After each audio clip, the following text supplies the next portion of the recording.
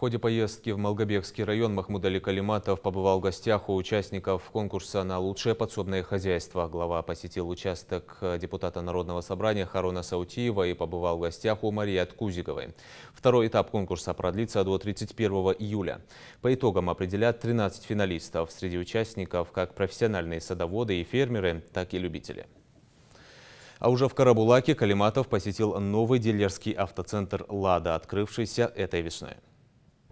Харун Саутиев встречает гостей на самом благодатном участке своего двора. На нескольких сотках земли разнообразие овощей, фруктов и ягод. Два вида морковки, лук. Это я для разведения, чернушку посадил. На этот раз Махмуд Али Калиматов лично оценивает состояние огородов участников регионального конкурса на лучшее подсобное хозяйство. Ведь возможность состязаться с другими аграриями и выиграть денежные призы у жителей появилась благодаря главе Ингушетии, который особое внимание уделяет развитию и популяризации сельского хозяйства. 3-4-5 перца набери мне острова. Незадействованным в конкурсе не остался ни один населенный пункт Ингушетии. Среди участников даже самые отдаленные поселения республики. А кортеж главы направляется в сторону селения Верхние Ачулыки. Глава Ингушетии побывал еще у одного участника. Зураб Кузьгов приобщился к сельскому хозяйству всего несколько лет назад. На участке в 20 соток выращивают чеснок и картофель. Мы решили сделать упор на чеснок, поскольку это актуально. Очень даже. Средства профилактики. Плюс нет проблем с реализацией. Только в прошлом году семья Кузьговых получила 400 тонн картофеля 3 сортов. Этот урожай обеспечил семью картошкой на целый год. Часть продали, а остаток оставили на семена. Также получили 500 килограмм позднего озимого чеснока и 150 раннего. Его полностью реализовали. Правда, Махмуд Али Калиматов обратил внимание, что большая часть земли на участке пустует. Подчеркнул важность максимального ее освоения. Посоветовал при посадке сделать особый акцент на плодовые деревья. Гигант сад, да? Там специалисты, итальянцы есть. Второе, в Малгобеке есть черешневые, здесь сады здесь. Галаева есть. Вот. Минприроды Евлоев тебя примут. Тебе дадут самые нормальные сорта. Но я тебе скажу, у нас земля такая, что хочешь посадить, будет расти. Только надо просто правильно посадить надо. Ряд замечаний руководитель региона сделал и местным властям. Очень часто жители сельских поселений незаконно присваивают земельные участки. Исчерпывающего ответа на вопрос, почему без документов, не оформленные в соответствии с законодательством земли, продолжают находиться в частных руках, представители муниципалитетов дать не смогли. Махмуд Али Калиматов обозначил сроки на выяснение всех обстоятельств и устранение нарушений. Вот паводок будет, оползни пойдут. Дал мобиз, а если мобиз, мы что и против. Ай, да, 18 годов. Ну идите в суд как незаконно. Она незаконно выделена.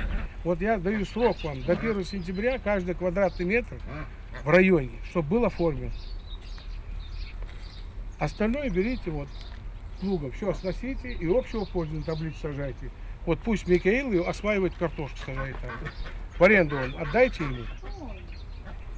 Кузикову, да, Калиматов, да. И слушайте, мы в государстве живем. 15-18 назад. А какая разница? Как оформить? Оформлено у многих. Не все, но у многих оформлена собственность. Собственность оформлена, тогда посмотри, сколько платят собственность по стоимости. То, что оформлено, платят, но 40% не оформлено. У меня 60% оформлено, 40% не оформлено. А жил я выборочно потом проверю после 1 сентября. Бери, мне твои главы не нужны.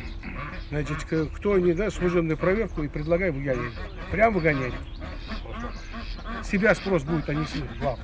Глава Ингушетии пообщался не только с теми, кто вносит вклад в развитие сельского хозяйства, но и с теми, кто трудится над повышением уровня экономики региона.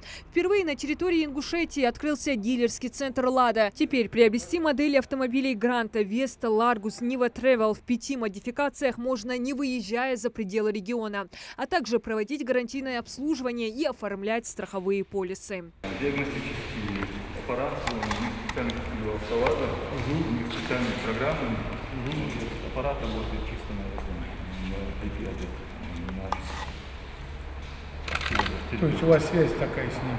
Да, через напрямую. Да, через автомобиль, машину полностью сразу да. Центр заработал этой весной. Поступившие ранее 36 автомобилей уже распроданы. Глава Ингушетии поручил министру экономического развития рассмотреть все возможности для поддержки молодых предпринимателей. Под реализацию машин Не дали? Нет, пока мы по предоплате работаем.